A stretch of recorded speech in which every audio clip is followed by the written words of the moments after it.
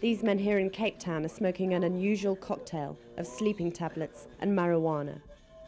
80% of the world consumption of Mandrax sleeping tablets takes place here in South Africa.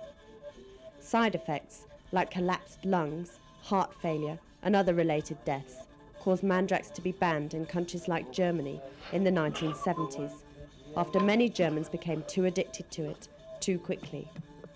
But for Germans, the side effects aren't as much of a turn-off as the incredibly stiff penalty for being caught in possession. Just one tablet will get you roughly 3 months in jail. The high users experience is an amazing coma-like condition. They sometimes smoke up to 40 pipes a day.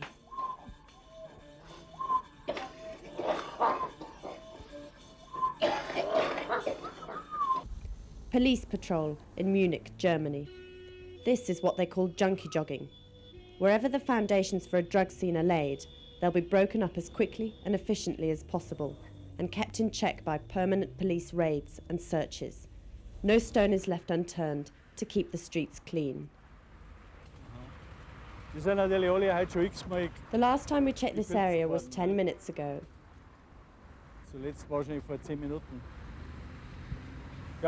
It doesn't matter. The more often, the better. Our job is to ensure that they don't make themselves too comfortable here.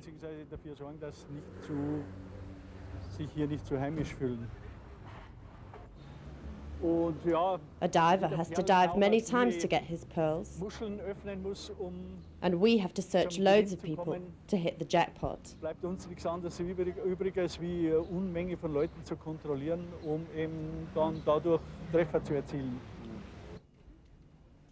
The German tendency is towards the liberalisation of drugs, but here in Bavaria, the principle of zero tolerance has always been very much in evidence. Even possession of the smallest amounts leads to obligatory arrest and prosecution. This young man is adamant that he's clean. Look, nothing in my socks, nothing in my bag. I haven't got anything, no syringe, nothing.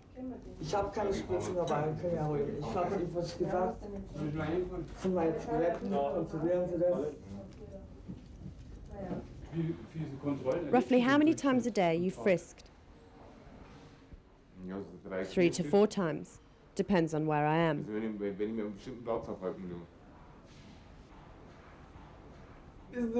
Believe me, if I don't get my tablets, I'm going to start climbing the walls. When you've shown me everything, you can go. In the Lübeck law courts, things are seen rather differently. Here, Judge Wolfgang Nescovic came into the public eye by introducing a sensational complaints procedure against the prohibition of cannabis. He's a firm believer in one's right to be high and forced a climb down on drug use in criminal law. His views have given him an extensive following. At present, criminal law works to pacify society with a placebo effect, in that many people believe that we can have effective controls to stop the drugs trade. In fact, the opposite is the case. Drug consumption goes on, and it's an illusion to believe that with the present penal laws, it's possible to control the drug dealers. We know that we only impound a maximum of 5 to 10% of all incoming drugs. That's about the same amount given to the police themselves for therapy by the drugs manufacturers each year.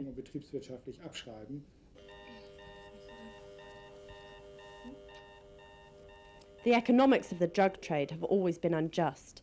The state helps to keep drug prices high, the big drug dealers profit, and the little men are imprisoned. A story Harry and Monica know only too well. Back in the 1980s, Harry Kay already had an extensive drugs history. By the time he was 10 years old, he was experimenting by smoking drugs. He's paid the price for his addiction in many ways. 7 years in prison, dozens of withdrawals and breakdowns. Again and again he tried to have self-discipline and start anew.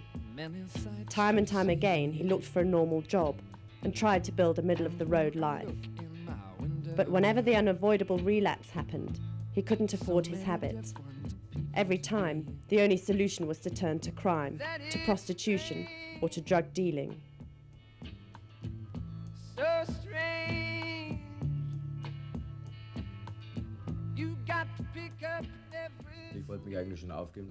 It became obvious to me that I was a multiple drug addict. And that's when I realized that I couldn't justify my existence anymore. So I went with a friend who I was hanging around with at the time to Amsterdam, where we stayed for 3 months, injecting heroin, ecstasy, cocaine. And after 3 months, I was ready to die. My gut feeling told me that if I was going to die, I wanted it to be on German soil. So I came back to Germany and went back into the gay scene, because I didn't know what else to do. I had to finance my massive dependency and debts. Ab und zu einen Freier gemacht, damit ich ein bisschen Geld hatte, dass ich auch Geld hatte, mir meine Drogen zu finanzieren, weil ich halt doch sehr massiv drauf war. We worked out that throughout the history of man, there is an incommunicable, inherent, primal need to attain higher states of consciousness. So we set out by asking ourselves that if we have a right to this high, does the state have to supply us with these intoxicants? Or put another way, can the state interfere with our right to be high as a point of law, if it's a universal right? We looked at whether this right to be high is protected by a constitutional law of basic human rights. And we wanted to prove whether sensible grounds exist for the interference of this right to be high. It's party night in Daytona Beach, the USA. The object is to get high by whatever means: laughing gas, marijuana, crack, or alcohol.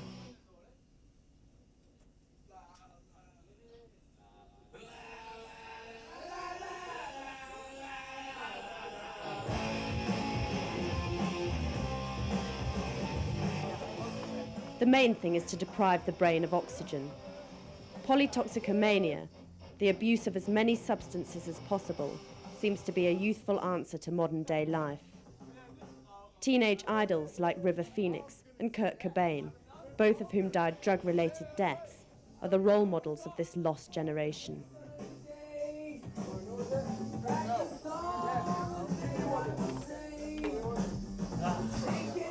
The ideological 60s drug culture, with its alternative lifestyles and consciousness-raising ideals, is gone.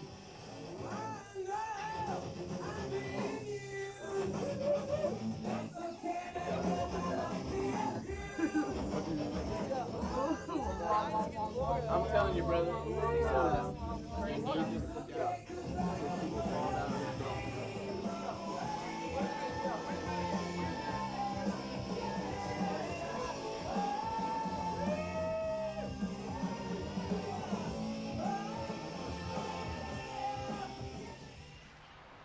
The advance of some drugs from the ghetto into the white middle classes seems unstoppable.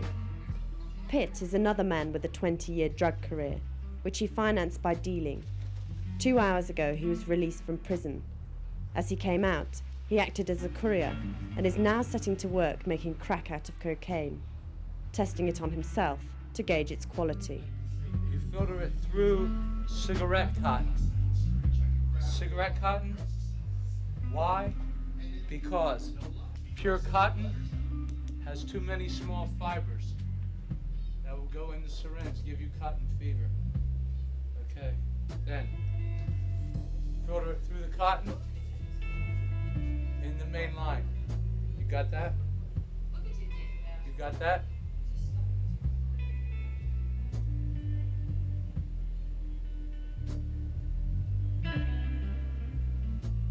Done. You're high. You and me. I tell you if it's good coke.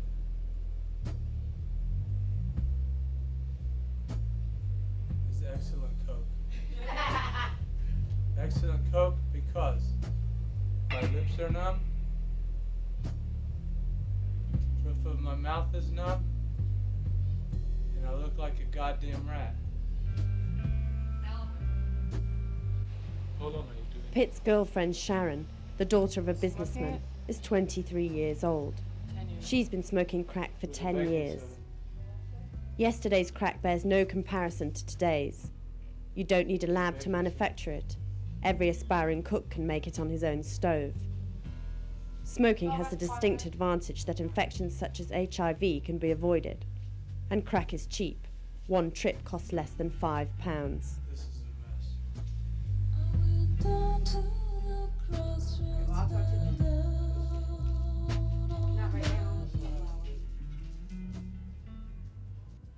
Drugs almost destroyed Harry Kay's life. We've been alone too long. Today, he's in control. He's also employed Let's and be has a child. alone together. Let's see where that's Ja, hallo. Harry and Monica's story is a classic tale of addiction, coming off drugs, withdrawals, and new beginnings. The latest fresh start coincided with the birth of their daughter 2 years ago. The responsibility made them seek medical help for their addiction. The answer was methadone. The dosage is decreased year by year until they're clear. The experience of going cold turkey, of coming off, is one which, if you do it 2 or 3 times, most people fear and never want to go through again. So you inject yourself before you come down to avoid this happening. So if you get medical help and find a way out using methadone, you can find your way back into society, even though you're still dependent. It's a blessing for everyone. It's nothing to do with being high. You take methadone to function normally. You don't get a buzz on it like heroin. You do feel like a normal person who gets up in the morning, goes to work, feels well, and can do their work. Sich einfach wohlfühlt und in seine Arbeit geht. And Harry Kay's been able to do this for some time now. He works as a handyman at a sports club in Munich. At 35 years old, he's taken every drug under the sun. His drug binges used to be motivated by a sense of adventure and curiosity. But the curiosity's gone and the adventure's over. What's left is a sense of dissatisfaction with the reality of his everyday life. I don't know why this is. Perhaps it's in the fundamental nature of mankind, this yearning for the magic, the ecstatic. It's just, the normal life we live to me is unbearable. I've tried every drug out there, but the only drug I go back to even today and still defend and support is hash, marijuana. I'll continue to be interested in and involved with any legalization which will enable hash to be supplied more easily and cheaply, at least to be tolerated in Germany. Billiger zu bekommen ist, dass es legalisiert wird, vielleicht irgendwann in Deutschland oder zumindest geduldet. In spite of everything, Harry and Monica's story is one of survival. Somehow they've always managed to find their feet. The tattooed handyman is very popular at the sports club, more than just a handyman. Thanks to methadone, their lives are relatively problem-free for a time. In 6 months, their methadone therapy will end. If everything goes well, they'll have a cause to celebrate, maybe with the occasional joint. They allow themselves that because it helps them to relax.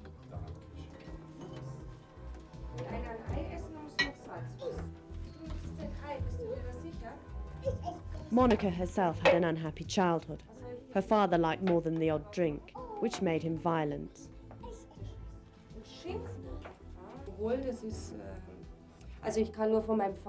I can only speak about my own father, about my own experience. If my father had smoked hash, he would have been less violent to me, to my mother and the whole family. All I can say is that on hash, he would have treated us differently. Everyone has a right to his own high, if it doesn't harm anyone else. In my opinion, whatever you do to yourself and to your own body must be your business and no one else's. Amsterdam. Holland has been trying hard to separate hard and soft drugs since the 70s. It was to avoid letting dealers who dealt in soft drugs like hash also deal in the lucrative hard drugs like heroin and cocaine. So they legalized the soft drugs, and to protect the public, made it possible for them to be sold in coffee shops. There are now about 2,000 of them in Amsterdam. Dutch interest in this erstwhile protest drug has waned since the early days. Once, 10% of all 18-year-olds smoked the drug. Today, it's a mere 2%.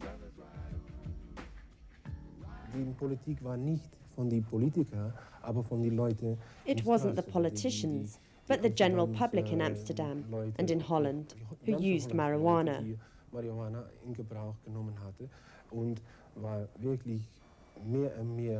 And they pushed for and got acceptable scientific proof that hash was less damaging than alcohol. And today's medical evidence goes further. It's been proven that marijuana can have many beneficial clinical uses, including pain relief for cancer and AIDS, as well as helping to ease conditions like asthma and epilepsy. Judge Nescovic's legal argument can only conclude that hash is legal but harmful, or illegal but not that harmful as an intoxicant. Experts seem to agree that the sporadic use of the drug does not lead to addiction, and that physical damage, even with massive usage, seems to be minimal. Perhaps we should all emulate the Dutch model, whereby only dealing or possession of cannabis is an offence.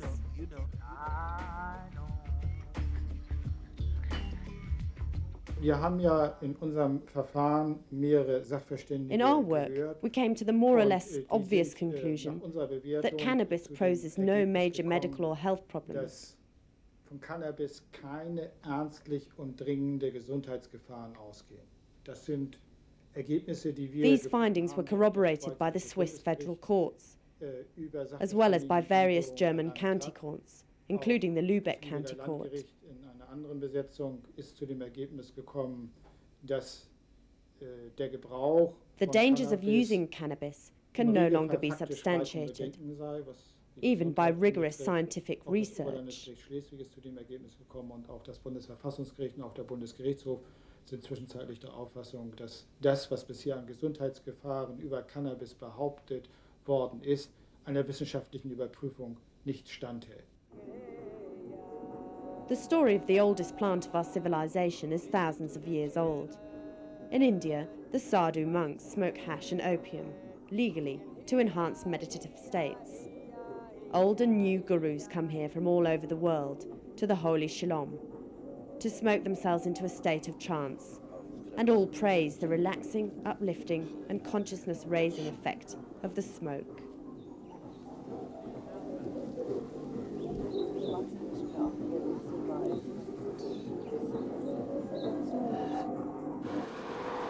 Back in Europe, the debate goes on.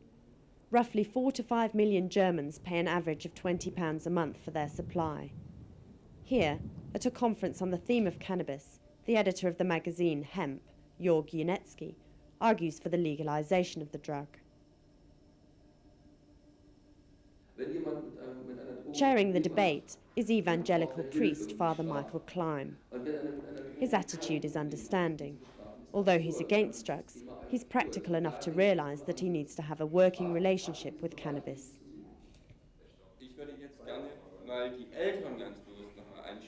But opinion is firmly divided. One side argues for it to become a normal recreational drug, others are dead set against. The perennial problems like stopping children from experimenting with drugs are brought up.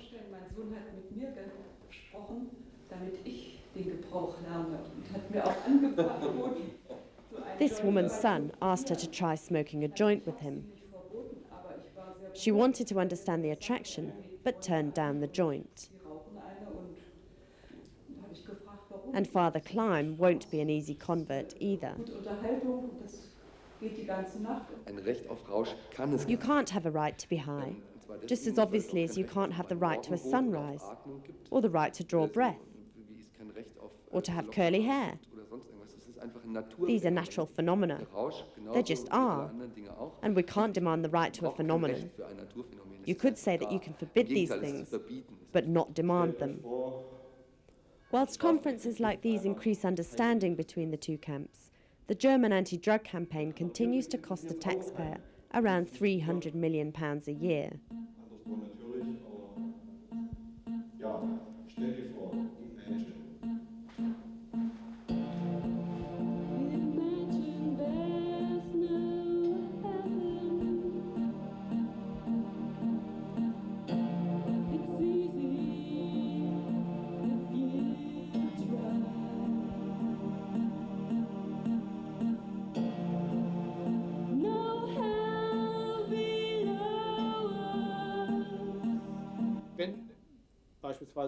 Even if we're talking about hard drugs, drugs which are actually dangerous, we still have to pose the question of human rights.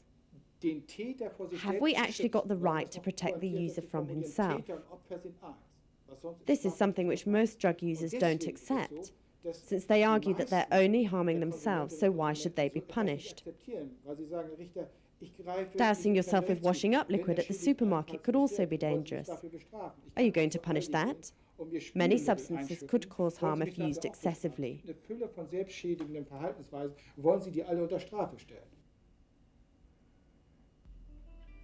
John, age 24, and Mason, 23, are crack users.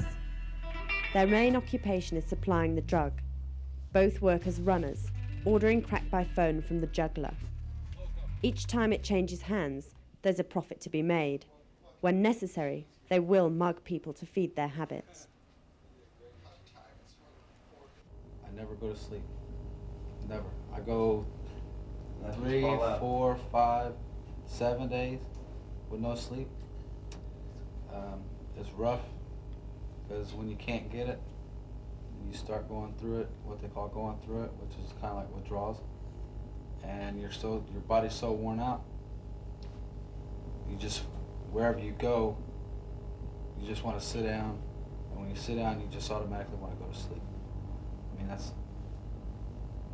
that's what continues. That's another reason why you got to continue to smoke, to keep you awake.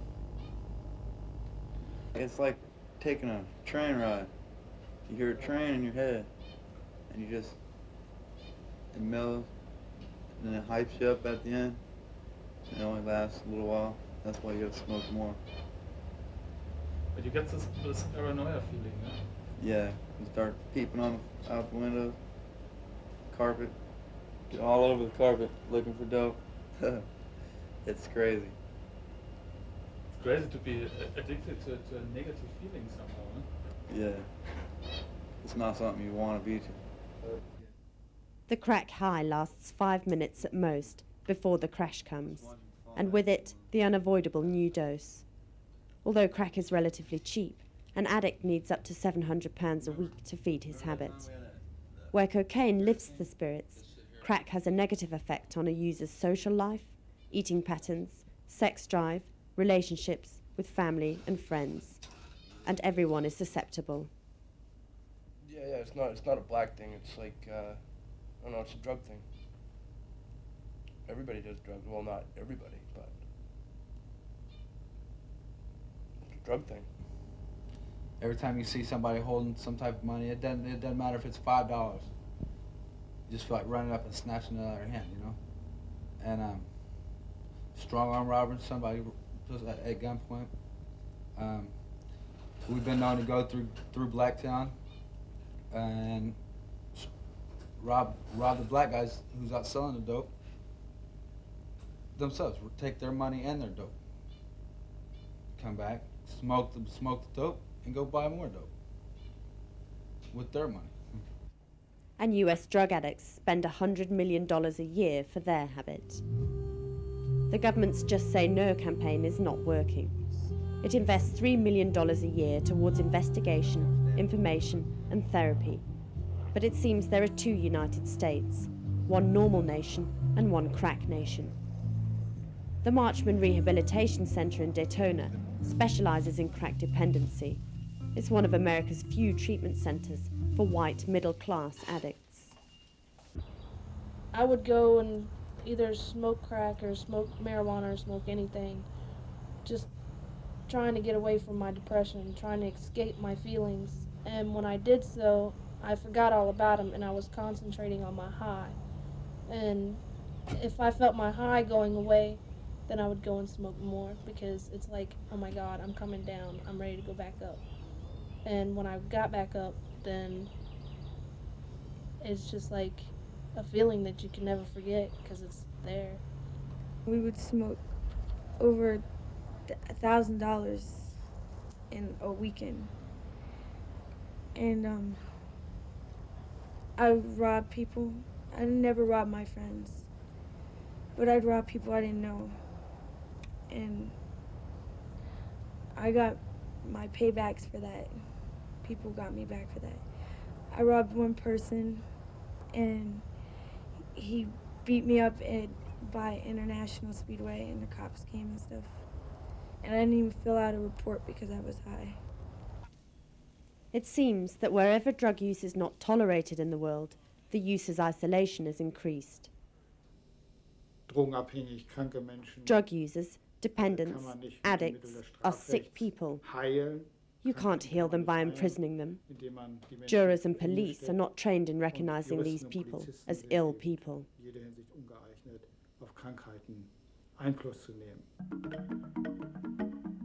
The use of Mandrax in South Africa has become a serious problem. The depressing conditions of township life are such that the authorities would like to drive it out as quickly and as thoroughly as possible. So the punishments are steep because the Mandrax addict is a loss to the community. As often as possible, this group meet to smoke a pipe of Mandrax, to cool off and to forget.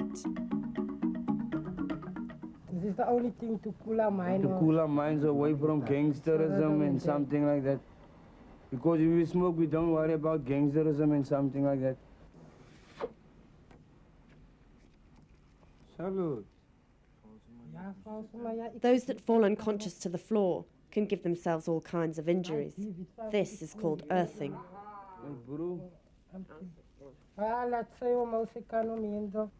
Sometimes people fall over. They hurt themselves like this guy hurt him multiple times. This one falls in the ground. Da. This one, you can see the knocks here in front of his head. Did fall me. From the pillar. It was earthing, we call it earthing. Now I don't feel it. You just feel it when you're in. When you burn, when the pipe is out, no more daga in it, then your hand gets burned. But like that, it won't even burn your hand. All over the world, the authorities try in vain to achieve a drug-free society. But this is an international utopia. And even without drugs, people like these would still be living in the ghetto.